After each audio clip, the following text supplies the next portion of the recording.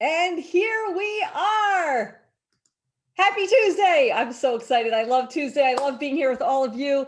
And we have somebody pretty daggone fabulous with us today. And I think it will be an unbelievable session for you to learn a lot about gratitude. And that is something we all should have coming off of the crazy pandemic and finally starting to get back to something close to a real life. So today I have a very special guest I'm excited to introduce you to, and that is none other than the one and only Linda Rozak Burton. So Linda, if you could take a minute, we would love to welcome you. And can you please take a second to just tell everybody a little bit about yourself? That would be perfect.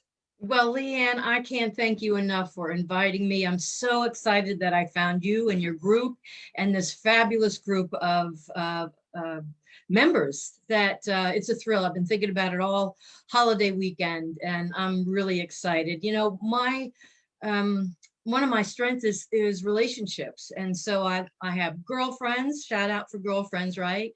And it's just been really good to connect with people, even in this virtual world.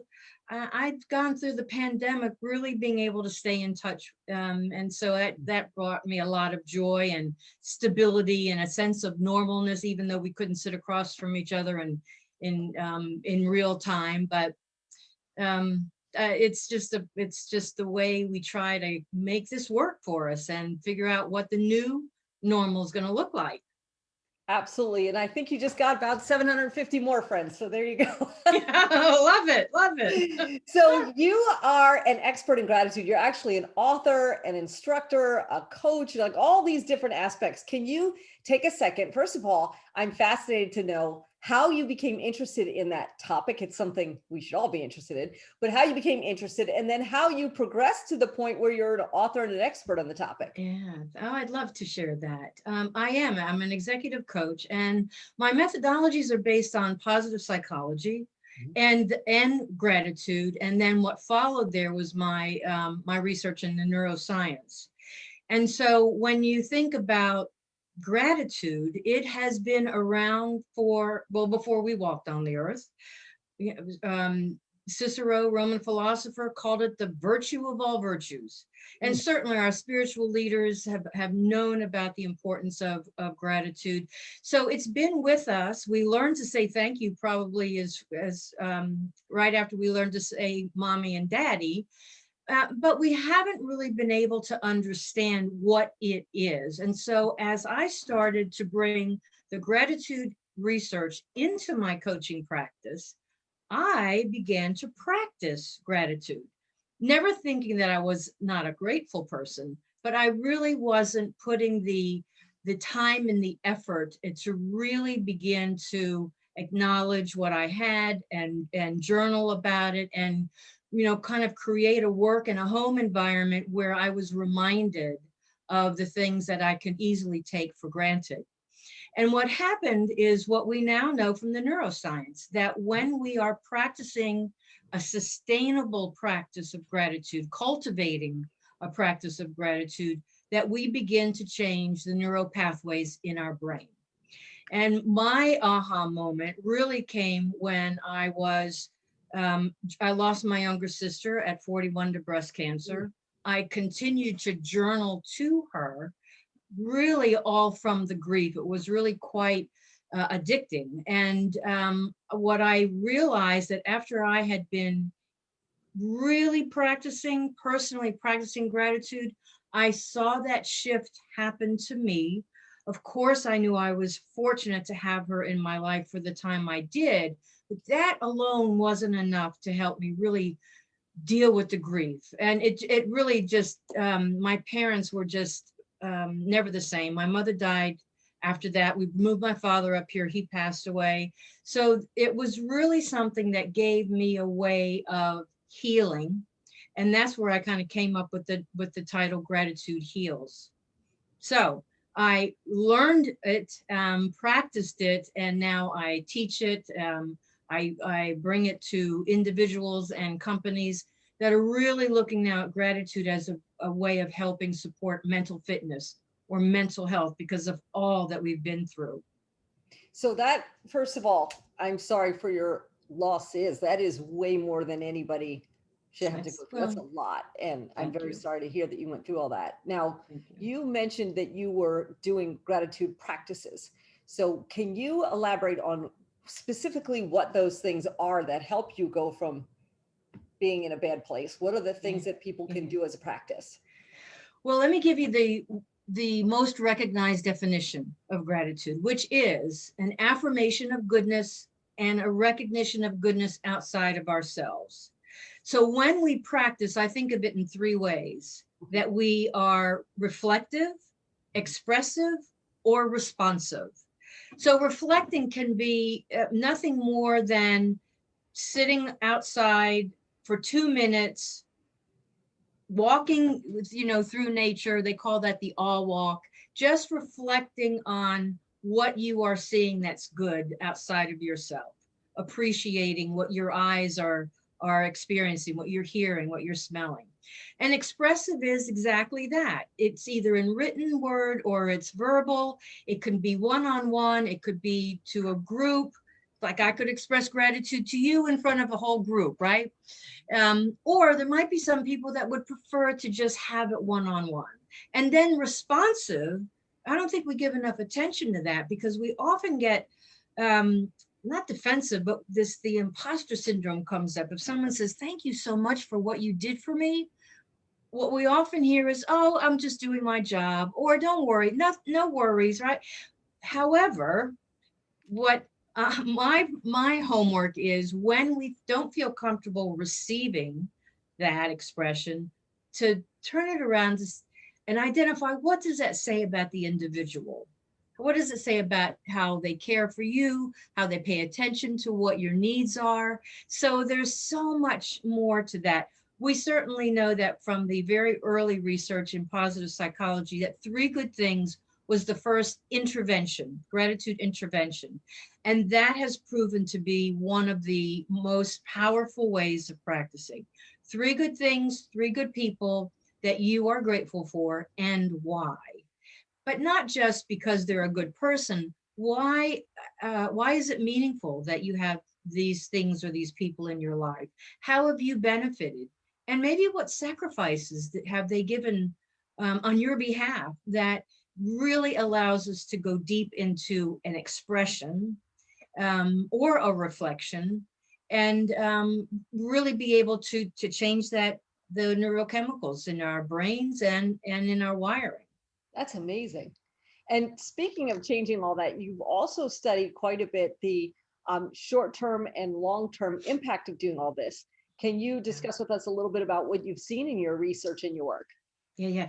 Well, short term, right now, it's the best thing that we have for us, because when you think of the negative messages that we hear every day, and it's amplified because of the pandemic.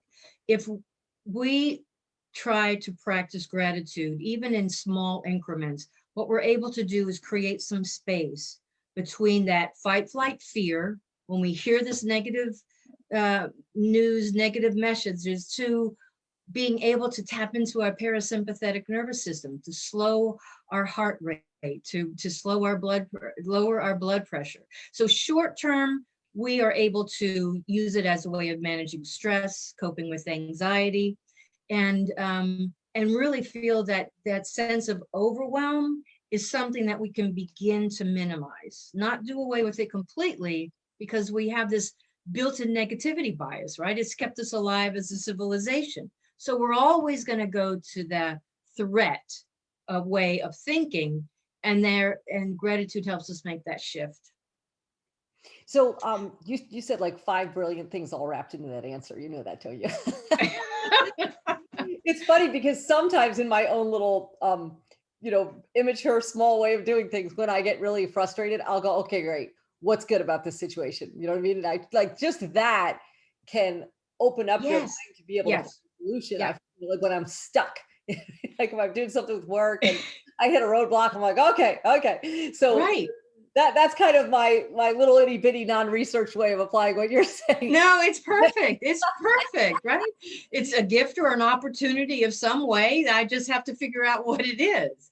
And you brought up something really interesting too. You were talking about all the stuff we're bombarded with. And, personally, there's nothing great that anyone heard about the pandemic, except for the fact that, it going away would be great. And the news I found to be extraordinarily toxic during all of Yes, this. And I just yes. stopped watching it. If anything really big happens, someone will tell me.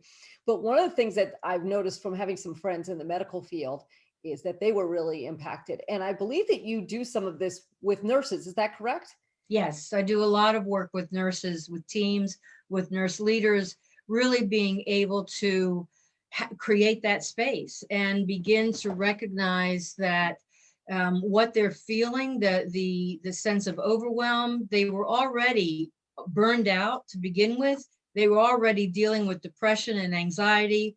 And so it's been a tool for them to really use during this time to help them and each other recognize that in fact they do have each other, and that in and of itself is something that they find part of their gratitude practice as well. So an amazing profession. I have nothing but admiration for nurses, and yeah, we need to express as much appreciation for them and for them to practice it themselves so they have some healing that they can deal with coming through the pandemic. I've always respected nurses so much, and before the pandemic, and not only what they give, but the shifts that they have to put in. Like a lot of them work these crazy 12-hour shifts and everything. Right. Brutal. And then you throw a pandemic in the middle of it.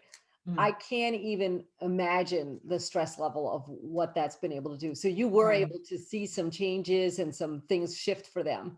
Yeah, definitely. That it created a moment where it was just time for themselves, Mm. right? They could isolate themselves in a way where isolate, I guess that's a good term during the pandemic, but they could just kind of step away from the intensity of what they were dealing with and do something good for themselves. And that investment in themselves is something that's priceless. And that's part of the whole self-care. One of the long-term benefits of gratitude is that we do take better care of ourselves. We've seen that we have healthier eating habits, we exercise more, we Mhm. definitely improve our autoimmune system, we lower our blood pressure, we sleep better. So again, when I talk about cultivating and sustaining a practice, it is something that does allow us to achieve these health and well-being benefits. And there's so many research studies now done around the world that anybody that really wants to dig into this will be amazed at the work that's being done in gratitude. And we're going to get to in a minute your book too. We'll get back to that. So that's another way to learn. But also, there's different levels of where people are in life, and Yes. I have to tell you, like during the pandemic, we did lose a family member and we went through some stuff. But Oh, overall, sorry. thank you. But overall, I look at what we have to be grateful for, and how much worse everything could be, and what people go through. Sometimes you're in a place where your life is pretty good, and then something hits you and you're able to process it and you're able to find some gratitude in it. Sometimes you're kind of in a weak spot, and Right. then when you get hit with something, it can really knock you out. And sometimes things are just bad. Like I know some people who went into a very dark place because they were struggling with issues before all this. And I'm not just saying just in the pandemic, but in general. So the question I'm would love to ask you, if that's okay, if someone is in a place, like I know somebody really well who is in a place where in their place, their reality is that everything is awful, and they can't find anything to be grateful for, in though there are things to be grateful for, like where they are mentally and emotionally is so dark right now. If you know somebody like that, because the reason I'm asking you this, other people who are watching this will know someone like that as well. If you know someone who's in that dark a place, what advice or practices can you gently try and get them to take on? Because they're not going to go, hey, here's what's great about this, So what would you tell somebody, or how can you help somebody who's there? Well, I always start with being where they are. And I have heard this quite a bit through the pandemic. There's just no way I could feel grateful for anything right now. And you know what? That's okay, because this is not something that can be forced. And it is it's respectful to understand where people are at the moment, what they're dealing with. One of the things that we recommend is that they start with a little micro practice. Okay. So while you're brushing your teeth, what is one good thing? When you're waiting in line somewhere, waiting for your Starbucks coffee or on hold, what might be, what was one nice thing that someone did for you over the last 24 hours? And because gratitude also allows us to recognize the other positive emotions, right? So negative emotions are very contagious because of how the brain receives negative emotions. They stay with us longer. Oh, that's interesting. Okay. Yeah, positive emotions are contagious as well, but they're very short-lived. So if we saw a beautiful sunrise this morning, that awe, maybe 90 seconds. And that positive emotion is that fleeting. So being able to start small and to also remind anybody that's really struggling that this is not to deny that the negative events have occurred. It does promote healing by recognizing that there's some small amount of goodness that we can identify, and not to put ourselves, it's a non-judgment zone. We can't judge ourselves by saying, well, I'm not good at this, or how can I, no judgment. But another thing to do is to maybe put a visual, or if it's a friend, maybe send them a picture that will give them a good memory. Oh, that's a great idea. Right? And so every time they look at it, they're reminded of the friendship that you have, or what you did when you had that picture taken. And again, that's just another way of creating that space between the negativity, the depression, the anxiety that we're feeling, to recognizing something good, someone good in our lives. And then to just look at how do you incorporate that maybe 3 days out of the week. Or, so the research tells us that we don't have to journal every day. In fact, if we do and it becomes a chore, we don't achieve any of these benefits. Yeah. But if we do them at a time that works for us with our daily schedule, we're able to really then begin to look forward to it. It becomes a habit. It's a ritual, if you will, that we feel really good being able to do it, knowing that it's really going to benefit us in so many ways. And in organizations, Leanne, it's the same thing. We're wired to solve problems, and we're pretty good at that. But it does take an effort to shift into recognizing we got a lot going on here. That's great. The problems will always be there. At least, look, if we're here to experience the problems, that puts us a step ahead of a lot of people right there. It's funny what you said, because about positive things being so fleeting and negative staying. That's an incredible statement, but it's so true. Like if you get up in the morning and it starts off great, you're happy. But if you get up in the morning and something goes wrong, then you're like, oh, it's going to be one of those days. Oh, yeah. Why is that? Well, that's the stickiness to something negative. I mean, how many times do you hear people walk into the office and, don't even take your coat off, it's going to be a terrible day. Well, so here's a little bit of the neuroscience that I just find fascinating. If we feel unappreciated, or that our contributions don't matter, or that we're not valued, it activates the pain centers of our brain. And it's as powerful as if we had a physical blow to our head. So we begin to ruminate about what that negative experience was, and we just keep going and going and going. So to cut that short, to disrupt it or interrupt it takes practice to, I think you were talking earlier. So how do I look at the opportunity? If something's not working right, how can I stand back and look at what is good, or what good could come from this, so that we don't get into that rumination, don't get stuck in that negative downward spiral.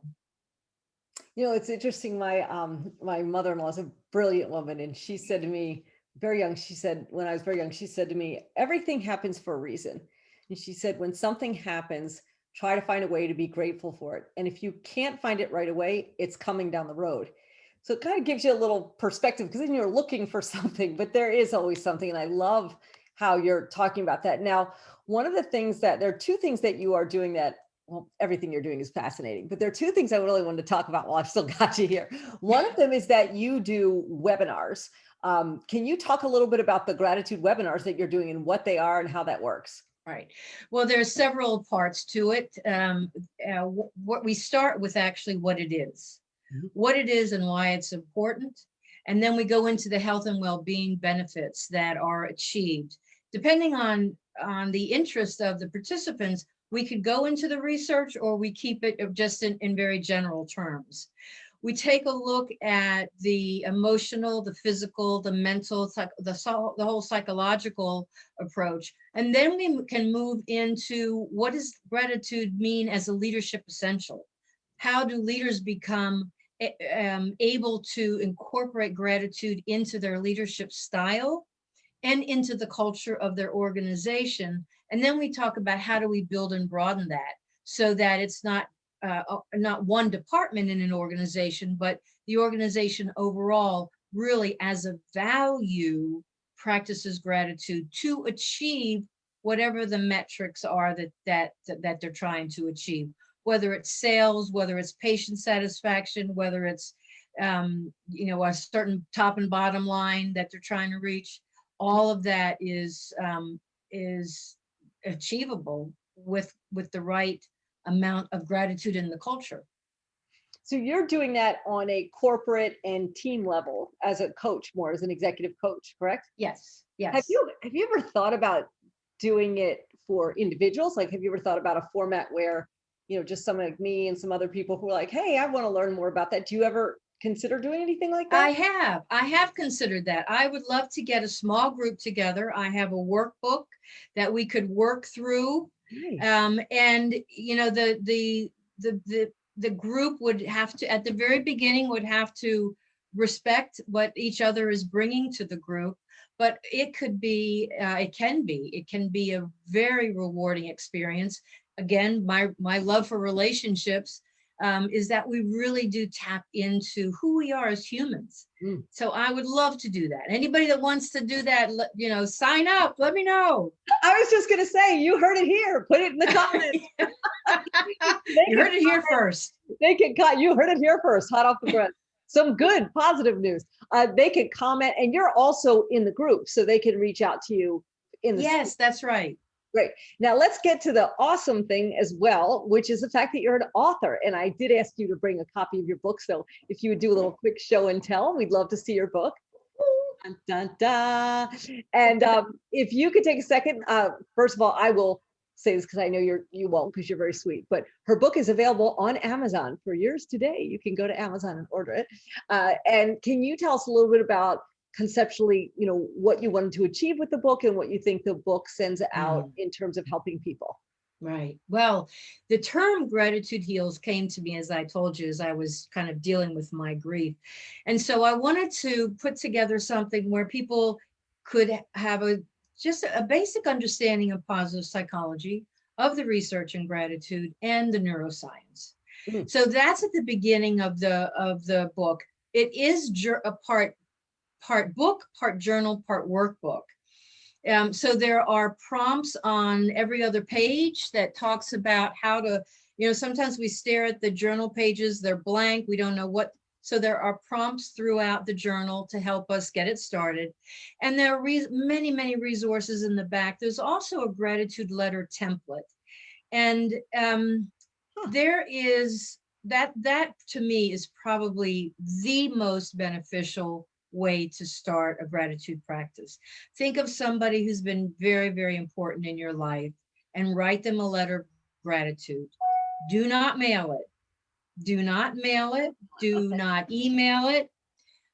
Call them up and read it to them, or go somewhere for a dinner, cup of coffee, whatever, if you have to be 6 feet apart still, and read it to them, because that not only makes you realize how important and meaningful this person is in your life, but they realize how important and meaningful they've been in your life. Now, I wrote that letter to my sister the night she passed. So my advice is don't wait. Write that letter, call that person up, schedule a time, read it to them. And if they have passed, read it to someone that knows you well or knew the individual very well. It's still not something that you want to put in the mail. That the true impact is that you read it out loud. That's amazing. Yeah. I could see where that would really, not only do so much for you, whoever writes the letter, but how could it not impact the recipient of it? Right. It's remarkable. Right. And right, because we don't think that it means that much to that person that we're writing about, but it could be life changing for a lot of people. In fact, I was doing a program for women's health, and there was a participant that came up to me afterwards, and she said, I had this best friend when I was in school, and we just kind of lost our way with each other. She said, I'm going to sit down and write that person a letter of gratitude and give her a call. So it made a connection that hadn't existed for years. That's really, really important. Yeah. And it's also a great thing if you do have people who are, older or, maybe not in good health, because one of the things that's amazing that I'm grateful for is completion. If you get completion with someone before they pass away, it's it's to both people. It really is. Oh, yeah. You're remarkable. Yeah. I'm so excited. Get her book. It's awesome. Go get her book, you guys. But one of the things I warned you, I was like, we start talking and then boom, we blink and like a half over so fast. Right. We're almost out of time. I know. But, I really love that you've made this a focus, and I really am so grateful that you're here. Grateful that you would take the time. And, just one of the things that's a gift in this group is women like you who are willing to give and uplift and empower and inspire other women. And, you come in here for free. We do everything for free for each other in here, but I love that you do that. So thank you very much for being here and for giving those great words. I'm going to do both of those things that you said. I'm going to write a letter. I know exactly to who I'm going to write a letter to. Good. And those practices, there's someone I want to talk to about maybe doing what you called it micro practices, right? Micro practice. Yeah. Yes, right. fantastic. Well, and my gratitude to you, Leanne, for pulling together this fabulous community of people from very international is what I understand. Yeah. So it's I'm very appreciative of you giving your time and energy to this, and I look forward to participating in all your future programs. We love having you here. So you have heard it first from the Queen of Gratitude herself. And what we'll do is below this, we could post a link maybe to Amazon for your book. So if someone's interested in Thank you. I would love to do that. So if you'll sneak me that link, I'm going to post that up there. And of course, they can contact you through the group. And also, speaking of international, we have a poet from the UK next Tuesday. And the backstory of what she went through and how she became a poet will absolutely make you very grateful for so many things in life. So we can take what Linda has taught us today and practice it all week, and also be in a different place where we listen to the speaker next Tuesday. So Linda, thank you again. You are fabulous. And I hope you all got something out of this. Please leave any comments, questions, or if you're interested in doing one of those little webinars, that would be really cool. I'd love to do it. Thank you. Thank you so much, Leanne. Thank you. And everybody have a fantastic week. We'll see you next Tuesday. Take care. Bye-bye. Bye.